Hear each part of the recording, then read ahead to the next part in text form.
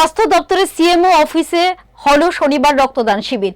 মুমূর্ষ রোগীদের সহায়তার জন্যই করা হলো এই রক্তদান শিবির। এতে উপস্থিত ছিলেন আগরতলা পৌর নিগমের মেয়র তথা বিধায়ক দীপক মজুমদার সহ পশ্চিম জেলা শাসক বিশাল কুমার প্রমুখ।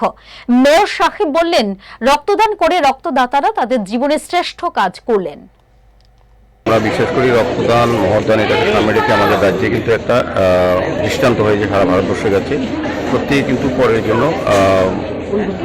রক্ত দেওয়ার জন্য তারা কিন্তু উচিত। আজকে এখানে যে পরিমাণ আমি দেখেছি আমার খুব ভালো লেগেছে। আমি বিভিন্ন রক্তদান শিবিরে যাই, কোনো সময় মিস করি না এটা। তো আজকে স্বাস্থ্য দপ্তরের এই সিএমও অফিসের উদ্যোগে যেটা হয়েছে, আমি অনেক ফাংশনে অনেক স্টুডেন্টরাও দেবে আমি শুনেছি, স্বাস্থ্যকর্মীরাও দিচ্ছেন। যারা রক্ত গ্রহণ করেন বিভিন্ন জায়গায় গিয়ে তারা নিজেরই দিচ্ছেন। এটা একটা ভালো লাগলো। ऑफिस में रक्तदान का आयोजन किया गया है।